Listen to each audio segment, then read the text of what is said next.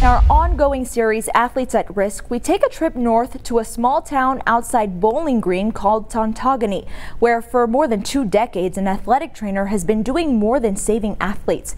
Gary Miller has the story you'll see exclusively on Local 12. In Tontogany, the fields will be ready for harvest soon. Go. And the football will be snapped beneath Friday night lights, too. Go! Drive, roll! Entering a new season, everything feels the same. One more outside. Otsego football coach Matt Dzierwa has been at the helm in his community for 9 years. The school's athletic trainer, Jen Mag, has been there even longer, just shy of a quarter century.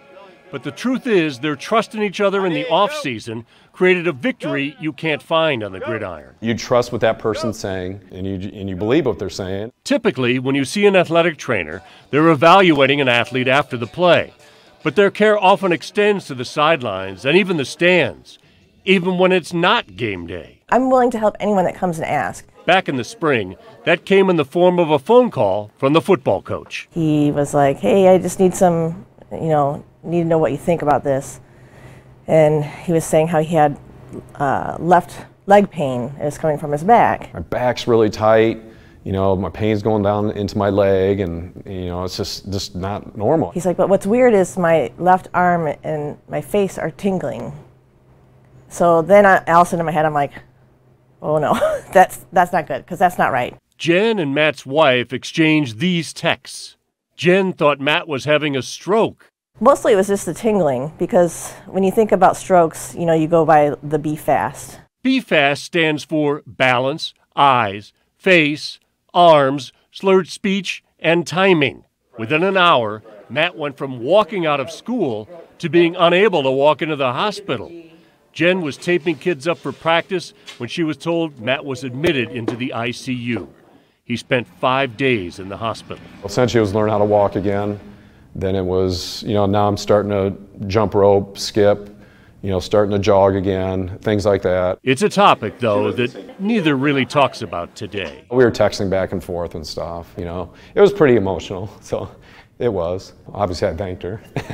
Yeah, I wouldn't be standing or walking probably today. And it's just nice to know that they think of me as a resource that they can reach out to. But the football coach sees her as more than a resource. And he wants other coaches to see athletic trainers the same way. She's the expert, and they want the best for the kids. You got to truly believe that. They also want the best for their coaches, whether it's game day or a day late in the off-season.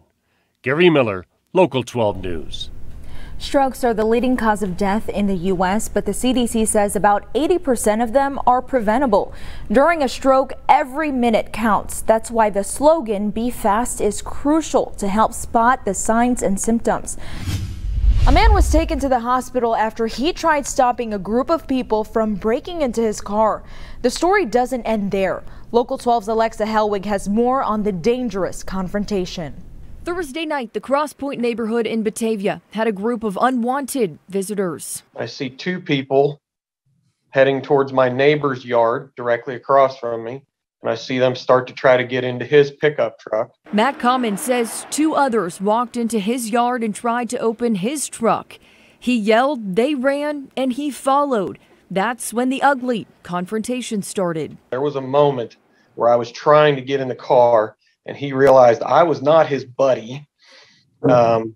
He looked at me, I looked at him. That's when he gunned that car. With only part of his body in their car, the driver started weaving down the road, dragging Matt along. And it was, okay, here comes the mailboxes. And I could feel the mailboxes smacking against the passenger door, and I could feel them hitting me. Common was thrown from their car. The mailbox is completely knocked over and shattered to pieces. Police say the suspects ditched the car they were driving and pulled up to Sharon Albright's house a few streets over. He just screamed, "Oh my God, my car's stolen." In this video from a doorbell camera, it shows the group pull up and take off in her son's Toyota Camry. Albright says her son's car was locked with a set of spare keys inside. To think that somebody can just cop in and do whatever they want and leave is so violating. Putting her neighbor in the hospital. During Common's confrontation with the group, he punctured his left lung, broke 4 ribs, and has a lot of road rash. We thank him for trying to, protect our neighborhood, going after, people that they see doing thieving activities. In Batavia, Alexa Helwig, Local 12 News.